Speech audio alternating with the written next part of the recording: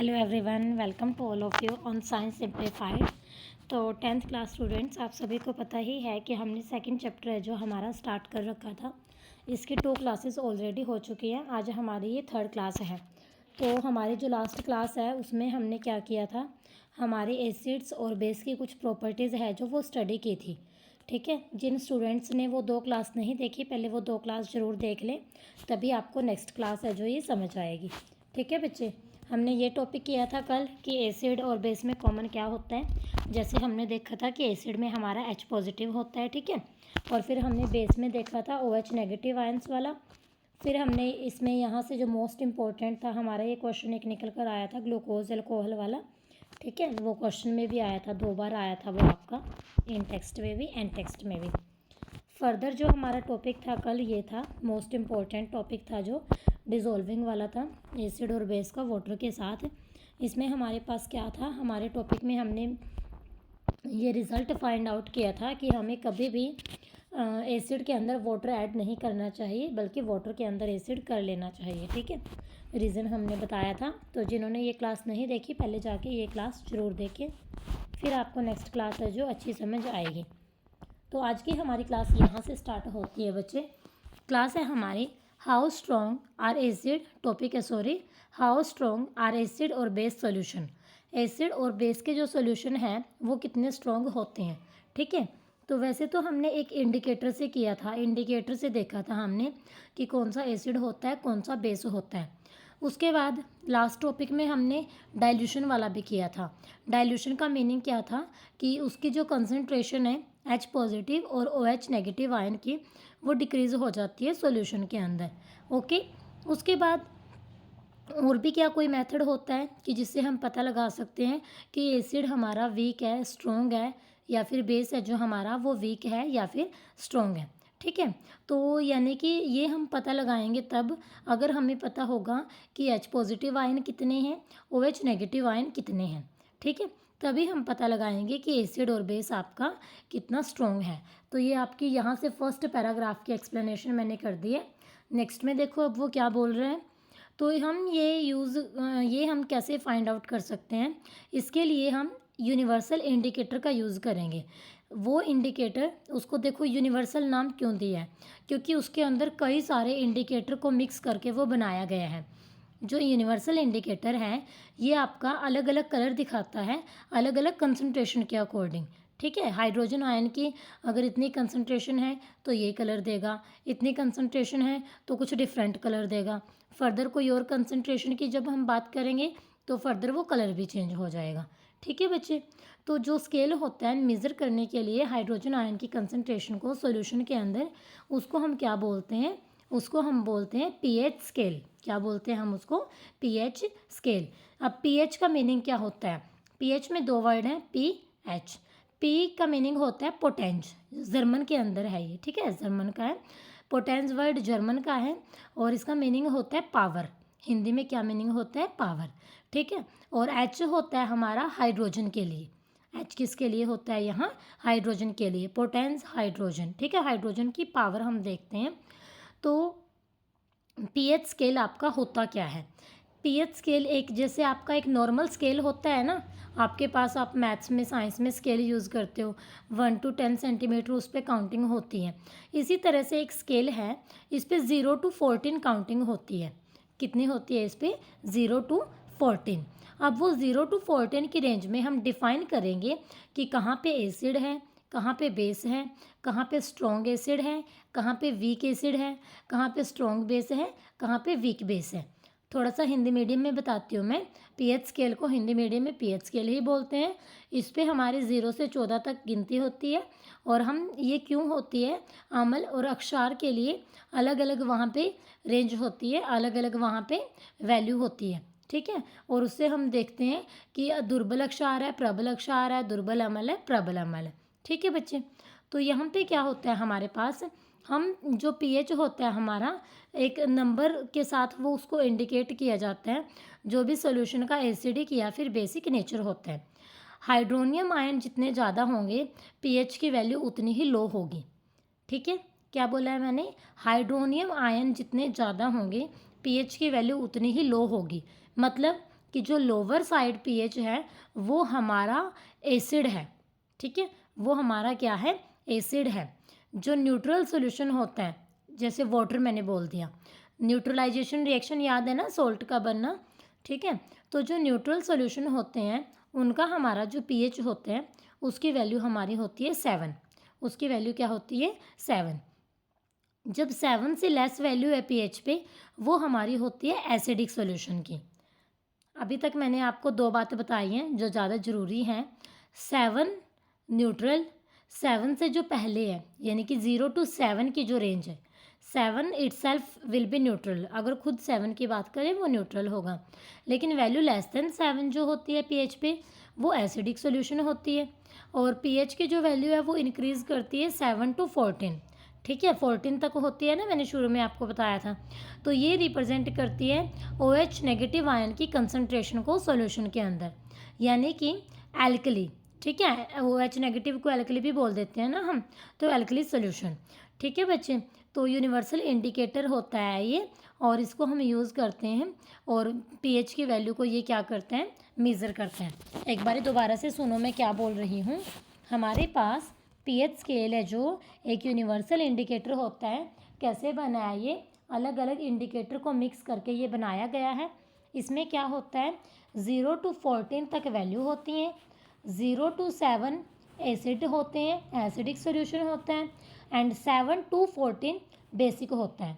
मैं 2 word use कर रही हूँ यहाँ, 2 होता है उससे आगे। और अगर पर्टिकुलर 7 की बात करें कि जब जिसके पीएच की वैल्यू 7 है तो वो क्या होगा, न्यूट्रल होगा। क्या होगा, वो न्यूट्रल होगा, ठीक है बच्चे। अभी देखो डायग्रामेटिकली भी यहाँ पे दिखाया गया है, ये देखो वेरिएशन है पीएच की with the change in concentration of H positive and OH negative ion. यहाँ पे देखो इन्होंने ये एरो लगाया है, इसका मीनिंग है एसिडिक नेचर इंक्रीज़ कर रहा है, यानी कि जितना कम पीएच होगा एसिडिक नेचर उतना ही ज़्यादा होगा, ठीक है, क्योंकि यहाँ पे H पॉजिटिव आयन है, मतलब हाइड्रोजन बोल सकते हो उसको, तो उसकी कंसंट्रेशन इंक्रीज़ करती है, ठीक है। 7 के पास जब पहुँचे तो कंसंट्रेशन H पॉजिटिव की कम होगी, यानी कि डिक्रीज़ होना शुरू होगी। अगर एक कंसंट्रेशन डिक्रीज़ हुई है तो कोई और कंसंट्रेशन इंक्रीज़ हुई होगी, तो वो दूसरी कंसंट्रेशन है हमारी OH नेगेटिव की, दूसरी किसकी, आपकी OH नेगेटिव की। और यहाँ पे जितना 7 से आगे आगे जाओगे तो जो बेसिक नेचर होता है वो इंक्रीज़ करता है। 7 से आगे आगे जाएंगे, बेसिक नेचर है जो आपका वो क्या होगा, यहाँ पे इंक्रीज़ होगा। तो अगर मैं थोड़ा सा और इसको अच्छे से बताऊँ आपको, तो जैसे 0 to 7 तक मीन ले लो, मीन आएगा 3.5, एवरेज वैल्यू की अगर मैं बात करूँ तो 0 to 3.5 तो आपके होंगे स्ट्रॉन्ग एसिड, ठीक है, क्योंकि एसिडिक नेचर इधर लो की साइड कम है। और 3.5 to 7 ये आपके क्या होंगे, वीक एसिड, ये क्या होंगे आपके वीक एसिड। 0 to 3.5 ये होंगे प्रबल अम्ल, और उसके बाद 7 तक क्या होंगे, दुर्बल अम्ल, ठीक है बच्चे। जितनी कम वैल्यू है उतना ज़्यादा एसिड है। जैसे 3 से आगे आगे बढ़ते गए तो एसिडिक करेक्टर कम होता गया, और 7 के बाद तो फिर बिल्कुल ही कम हो गया, और बेसिक करेक्टर है जो वो इंक्रीज़ करता चला गया। इंक्रीज़ करता चला गया मतलब जो 7 के पास है वो तो थोड़ा कम बेसिक है, जैसे 8 9 हो गया, उनको तो हम बोलेंगे वीक बेस, सॉरी बेस हैं वो, ठीक है। 7 के पास हैं जो वो वीक बेस हैं, 8 9 10, एंड 10 से 14 के जो बीच में हैं वो हमारे स्ट्रॉन्ग बेस हैं, ठीक है। वो क्या है, स्ट्रॉन्ग बेस। एरो जिस साइड है वो इंक्रीजिंग की साइड लगाया गया है, ठीक है बच्चे। तो ये था हमारा पीएच स्केल का कंसेप्ट, पीएच का introduction. Okay students, hope so आपको समझ आया होगा। तो ये 0 to 14 की रेंज है, इस पर 7 न्यूट्रल होता है, 0 to 7 हमारा एसिड होता है, 7 to 14 आपका बेस होता है, 0 to 3.5 आपका स्ट्रॉन्ग एसिड है, 3.5 to 7 आपका वीक एसिड है, 7 to 9.5 या 10 आपका वीक बेस है, और 10 to 14 आपका स्ट्रॉन्ग बेस है। और यहाँ से एक कंक्लूजन और निकाल सकते हैं हम कि जो पीएच स्केल के एंड पॉइंट होते हैं, स्टार्टिंग पॉइंट एंड पॉइंट, यानी कि जो सिरे होते हैं वहाँ पे तो दोनों है स्ट्रॉन्ग, एसिड भी और बेस भी। जैसे 0 से 1 की वैल्यू की बात करें या 13 to 14, तो एसिड भी और बेस भी सिरे पे तो है आपके स्ट्रॉन्ग, और मिडल में अगर बात करें जैसे 7 के लेफ़्ट साइड बात कर लो या राइट साइड, लेफ़्ट साइड भी वीक एसिड है और राइट साइड भी वीक बेस है। तो पीएच स्केल के बीच में होते हैं जो वीक होते हैं, और जो सिरे पे होते हैं हमारे वो क्या होते हैं, स्ट्रॉन्ग होते हैं, एसिड भी एंड बेस भी। तो होप सो अब कोई कमी नहीं रही और आपको कॉन्सेप्ट समझ आया है। नेक्स्ट देखते हैं अब हमारे पास क्या है यहाँ पे। ये देखो क्या है, ये टेबल दी है आपको एक, और इसमें सॉल्यूशन दिए हैं, कलर पूछा है उसने, पीएच पेपर पे अप्रोक्सीमेट वैल्यू पूछी है। अब अगर आपको पीएच की वैल्यू पता होगी तो क्या आप नेचर बता सकते हो सब्सटेंस का? नेचर इन द सेंस कि वो एसिड है, बेस है, स्ट्रॉन्ग एसिड है, स्ट्रॉन्ग बेस है, ठीक है, इस तरह से। This is called nature of substance, ठीक है। तो ये आपको कुछ सॉल्यूशन दिए हैं, जिन स्टूडेंट्स को पता है उन्होंने कमेंट बॉक्स में ज़रूर कमेंट करना है, ठीक है बच्चे। अब ये पीएच स्केल के हमारे पास कलर दिए हैं, कुछ यही एग्जाम्पल है, ठीक है। तो जैसे गैस्ट्रिक जूस है 1.2 पीएच होता है। अब गैस्ट्रिक जूस सभी को पता है, ये हमारे पेट में जो होते हैं ना, हम गैस्ट्रिक जूस और ये 2-3 जूसेस की बात करते होते हैं, ठीक है। तो इसका जो पीएच है 1.2 है, और 1 वाला तो बहुत स्ट्रॉन्ग एसिड है, ठीक है। तो जो गैस्ट्रिक जूस है इसका नेचर कैसा होगा, स्ट्रॉन्ग एसिड। लेमन जूस भी क्या होगा, स्ट्रॉन्ग एसिड। पता ही है ना सभी को, लेमन जूस तो एसिडिक नेचर होता है, तो लेमन जूस भी क्या होगा आपका, स्ट्रॉन्ग एसिड। जो प्योर वाटर होता है उसका होता है 7, और जो ब्लड होता है उसका होता है 7.4। ब्लड का कितना होता है, 7.4। इंपॉर्टेंट है ये क्वेश्चन। उसके बाद आगे मिल्क ऑफ मैग्नीशिया, मैग्नीशियम का कंपाउंड होता है ये, और ये बेसिक होता है, इसका पीएच होता है 10, ठीक है। ये वीक बेस होता है, यहाँ से हमें क्या पता चला, ये आपका वीक बेस होता है, क्योंकि जो इसका पीएच है वो 7 के आसपास है। उसके बाद है सोडियम हाइड्रोक्साइड सॉल्यूशन, यानी कि NaOH। जो सोडियम हाइड्रोक्साइड सॉल्यूशन है ये आपका क्या है, स्ट्रॉन्ग बेस है, और जो इसका पीएच है इसकी वैल्यू कितनी है हमारे पास, 14। कितनी वैल्यू है बच्चे इसकी, 14 वैल्यू है, ठीक है। तो ये हमें पीएच गिवन है कुछ कॉमन सब्सटेंसेस के पीएच पेपर के ऊपर। कलर से है जो यहाँ पे ये इतना मतलब स्ट्रॉन्ग मेजरमेंट नहीं होती जितना उसकी क्वांटिटेटिव वैल्यू होती है, ठीक है बच्चे। तो ये वैल्यू पे ज़्यादा फोकस करना कलर की बजाय। उसके बाद जो स्ट्रेंथ होती है हमारी एसिड या बेस की, वो डिपेंड करती होती है नंबर ऑफ H पॉजिटिव या फिर OH नेगेटिव आयन पे, ठीक है। एसिड की डिपेंड करेगी H पॉजिटिव आयन पे, बेस की डिपेंड करेगी OH नेगेटिव आयन पे। अगर हम हाइड्रोक्लोरिक एसिड की बात करते हैं या फिर एसिटिक एसिड की बात करते हैं, सपोज हमने वो 1 मोल ले लिए, तो ये अलग अलग हाइड्रोजन आयन प्रोड्यूस करेंगे, ठीक है। एसिड तो देगा हमें मोर H पॉजिटिव आयन, जो मोर H पॉजिटिव आयन देगा उसको हम बोलेंगे स्ट्रॉन्ग एसिड। क्या बोलेंगे हम उसको, स्ट्रॉन्ग एसिड। और जो लेस H पॉजिटिव आयन देगा उसको हम बोलेंगे वीक एसिड, उसको हम क्या बोलेंगे, वीक एसिड। समझ आई बात। एसिडिक करेक्टर डिपेंड करता है H पॉजिटिव आयन पे, बेसिक करेक्टर डिपेंड करता है OH नेगेटिव आयन पे। जो एसिड मोर H पॉजिटिव आयन देगा उसको हम बोलेंगे स्ट्रॉन्ग एसिड, और जो acid less H positive ion देगा उसको हम बोलेंगे वीक एसिड। इसी तरह ये बेस के लिए पूछ रहा है, क्या आप लोग बता सकते हो? तो बेस के लिए क्या होता है बच्चे, जो हमारा compound less OH negative ion देगा वो होता है वीक बेस, और जो हमारा स्ट्रॉन्ग OH नेगेटिव आयंस देगा यानी कि मोर OH नेगेटिव आयंस देगा वो हमारा होगा strong base. Okay, hope so आपको ये क्लियर हो गया है। नेक्स्ट है जो हमारे पास topic, that is importance of pH in everyday life. PH की इम्पोर्टेंस क्या होती है हमारी डेली लाइफ में।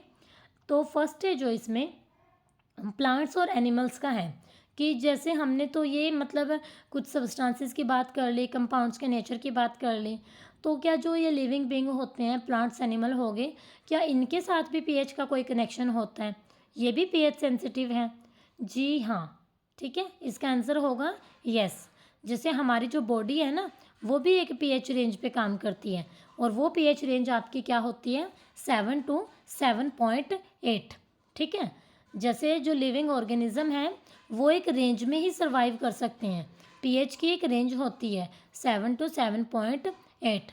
जैसे रेन वाटर जो होता है इसका पीएच वैसे तो होता है 5.6, लेकिन अगर 5.6 से कम हो जाए 5.6 से कम होना मतलब एसिडिक करेक्टर की तरफ जाना, है ना। तो 7 से जो बिल्कुल लो टू लो वैल्यू चले जा रहे हैं, 0 की तरफ जा रहे हैं, तो वो स्ट्रॉन्ग एसिड होता है ना। तो पीएच है जो रेन वाटर का अगर लेस देन 5.6 हो जाता है, इसको हम क्या बोलते हैं, एसिड रेन। क्या बोलते हैं हम इसको, एसिड रेन। ठीक है बच्चे। जब एसिड रेन फ्लो करती है रिवर्स में, तो ये रिवर वाटर के पीएच वैल्यू की को भी क्या कर देती है, लो कर देती है। और पीएच वैल्यू लो होना समझ रहे हो, एसिडिक करेक्टर होना, वही बात आ जाती है।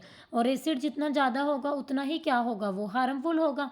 कल हमने पढ़ा है ना ये भी कंसेप्ट, याद हो आप सभी को, हमने कितना उससे पढ़ा था ये टॉपिक। तो अब हमारी रिवर्स का पीएच लो हो गया, यानी कि जो एक्वेटिक लाइफ है सरवाइव करना उनके लिए क्या हो जाएगा, मुश्किल हो जाएगा ना। तो उनके लिए सरवाइव करना बहुत डिफ़िकल्ट हो जाएगा। तो इसीलिए हम ये देखते हैं कि हमारा जो वाटर है रिवर के अंदर, वो हमें क्या करना चाहिए, बार बार एक्सचेंज करते रहना चाहिए in case of rain. Rain के केस में तो बहुत ज़्यादा है। ठीक है बच्चे। इवन के ना दूसरे प्लैनेट्स पे भी हमारा एसिड का जो कंसेप्ट है, जो पीएच का मतलब आता है, जैसे वीनस का जो एटमॉस्फेयर होता है वो थिक वाइट है और येलोइश क्लाउड है, वो किसकी वजह से हैं, वो सल्फ्यूरिक एसिड की वजह से हैं। ठीक है बच्चे। उसके बाद है what is the pH of the soil in your backyard. ठीक है, जो आपका बगीचा है, बगीचे की मिट्टी का पीएच क्या है। तो क्या आपने कभी ये बात सोची है कि मिट्टी का पीएच की भी मतलब वैल्यू है जो वो इम्पोर्टेंस रखती है प्लांट्स के लिए। ठीक है, प्लांट्स के सर्वाइविंग के लिए। तो जो प्लांट्स होते हैं उनको भी एक स्पेसिफिक पीएच रेंज वाली सोयल चाहिए होती है।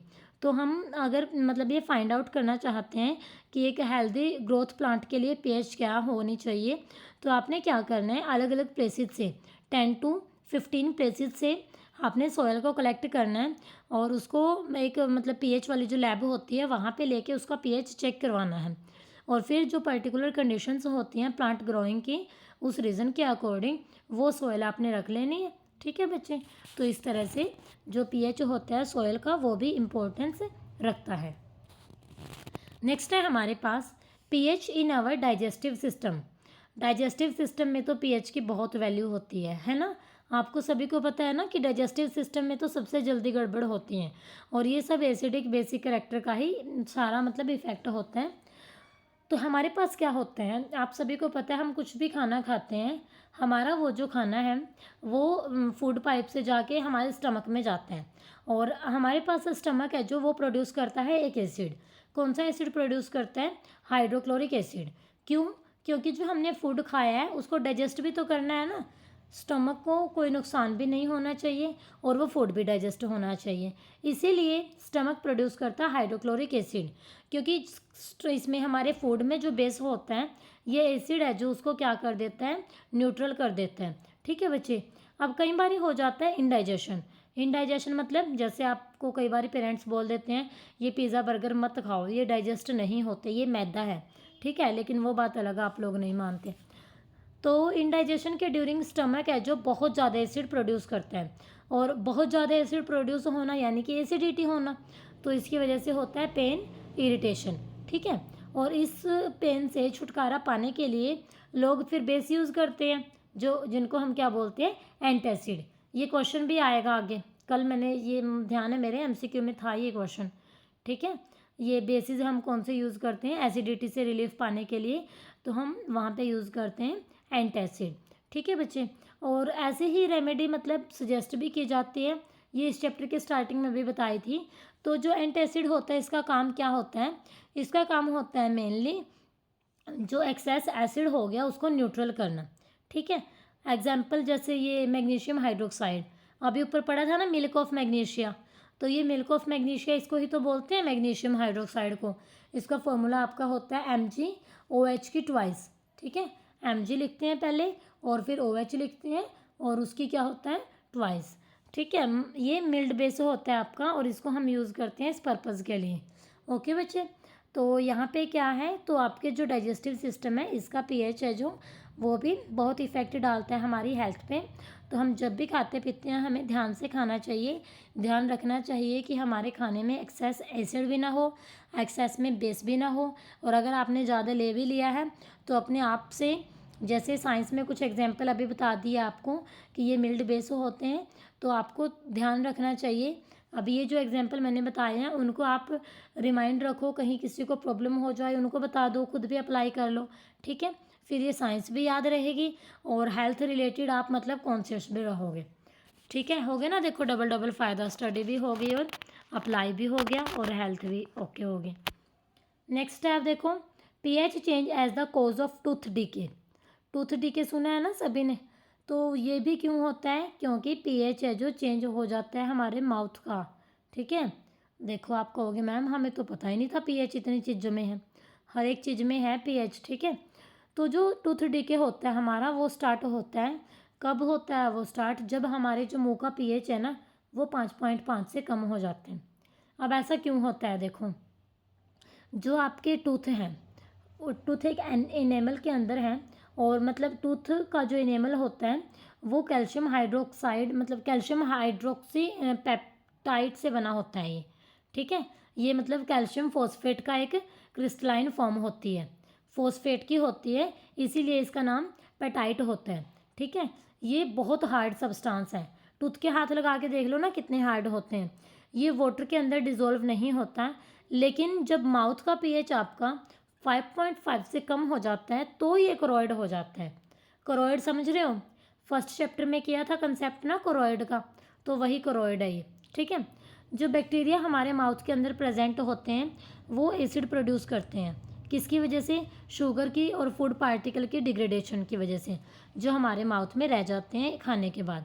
तो बेस्ट वे क्या होता है इससे बचने के लिए, तो इससे बचने का बेस्ट तरीका क्या होता है, जब भी आपने खाना खाया तो हमें क्या करना चाहिए, हम 1-2 बार माउथ को क्लीन करना चाहिए, सिंपल लैंग्वेज में बोलते हैं कुरला कर लेना चाहिए, टूथपेस्ट यूज़ करनी चाहिए, ठीक है।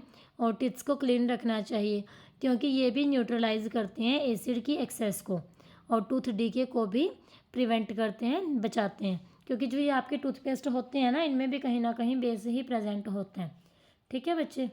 टॉपिक क्या था ये आपका, कॉज ऑफ टूथ डीके। हमारे माउथ का पीएच होता है 5.5, हमारा इनेमल बना होता है कैल्शियम हाइड्रोक्सी पेटाइट से। ये हाइड्रोक्सी पेटाइट क्या होता है, कैल्शियम फॉस्फेट की एक फॉर्म होती है, ठीक है।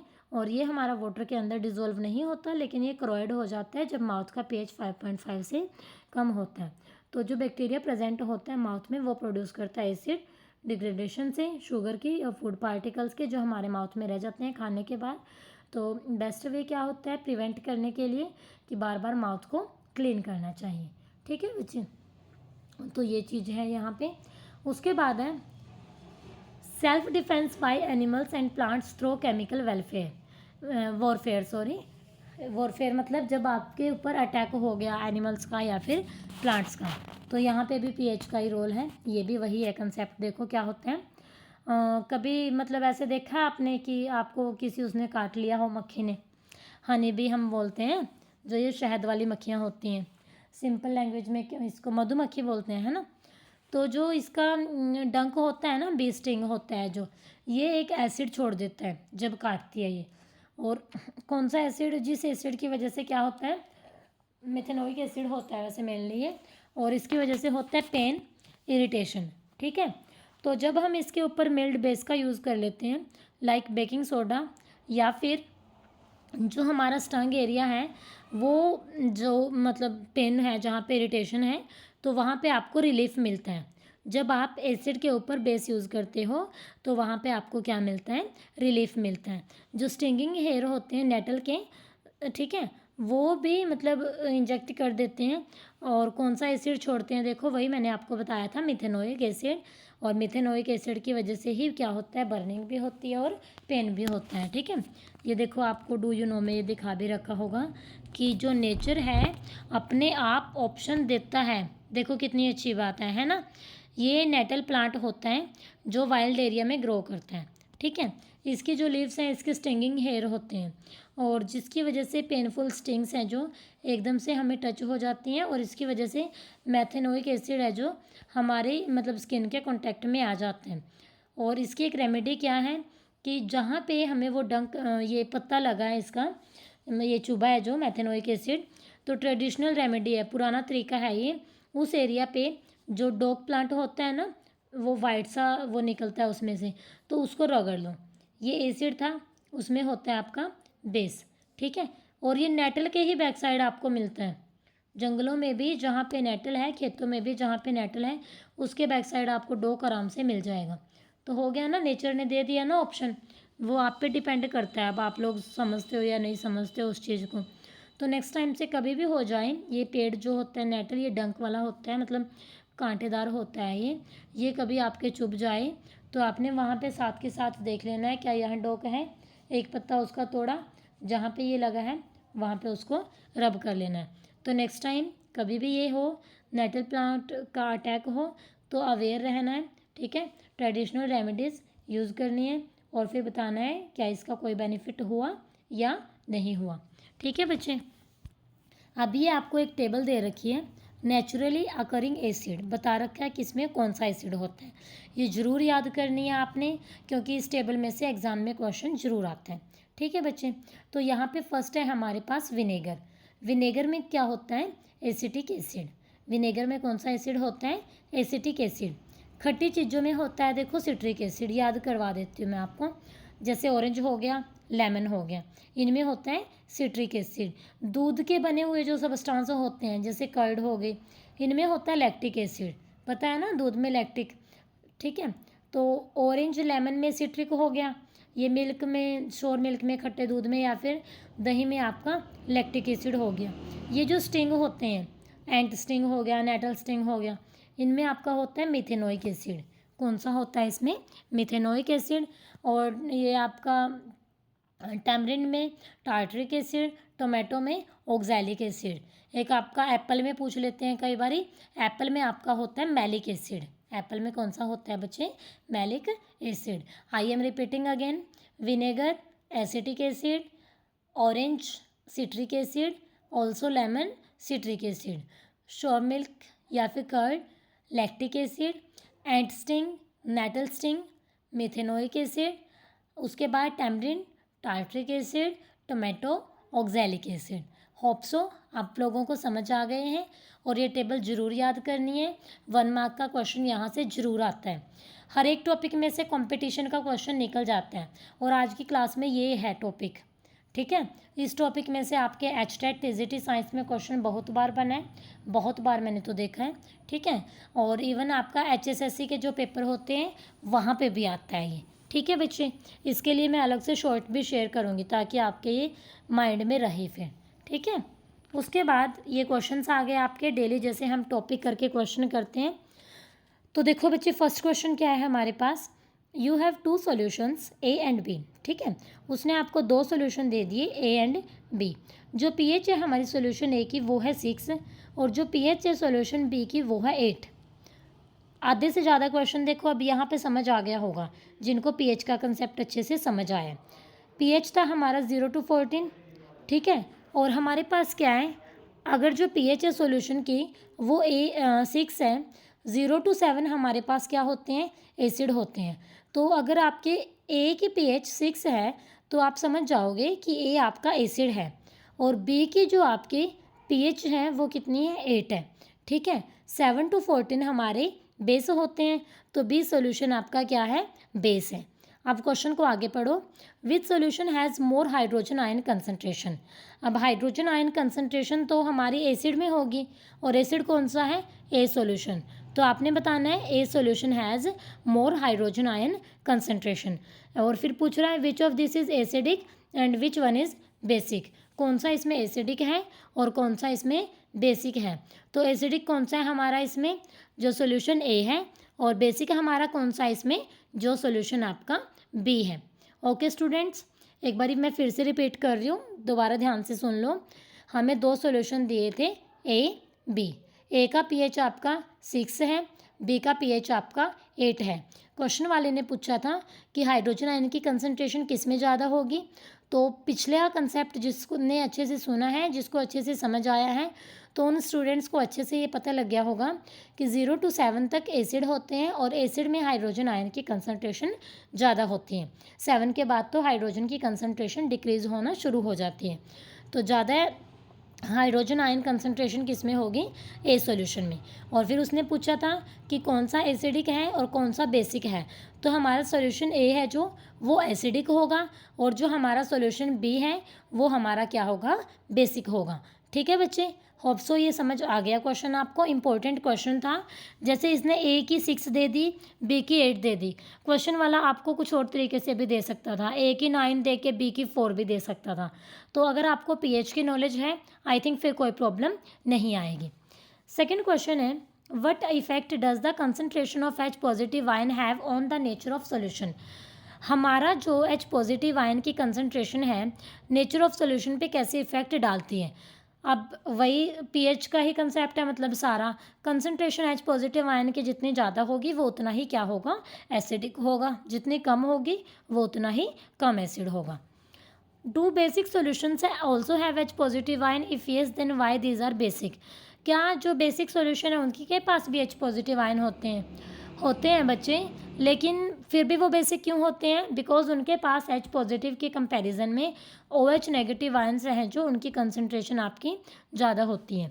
ठीक है, उसके बाद under what soil condition do you think, ये तो आपके लिए है भाई, देखो डू यू थिंक लिख दिया ना उसने, तो बस समझ जाओ ये सॉइल की कंडीशन पूछ रहा है कि आपके अकॉर्डिंग क्या ज़्यादा बेटर है, तो आपने अपना अपना ओपिनियन दे देना है। ठीक है, कमेंट बॉक्स में भी दे देना है।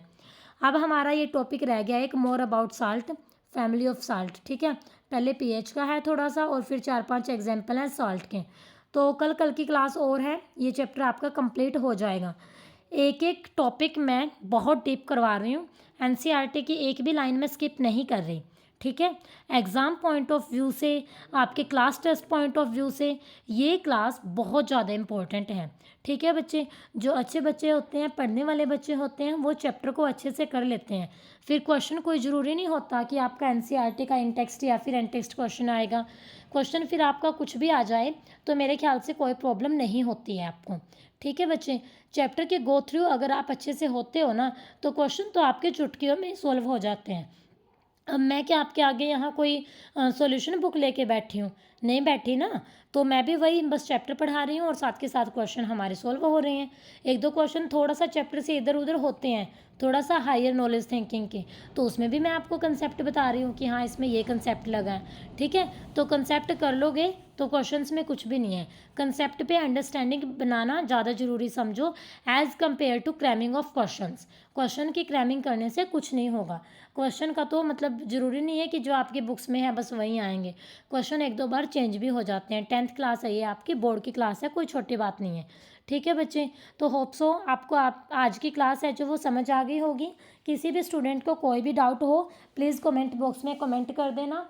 ठीक है, कोई भी क्वेश्चन का आंसर नहीं समझ आया हो, या कोई टॉपिक या कोई ट्रांसलेशन, हिंदी मीडियम स्टूडेंट्स कहीं पे कोई प्रॉब्लम आई हो तो प्लीज़ कमेंट कर देना।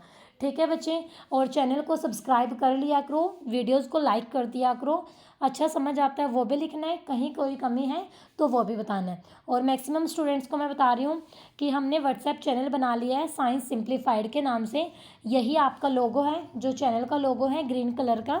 ठीक है बच्चे, नेचर ग्रीन जो कलर है हमारा।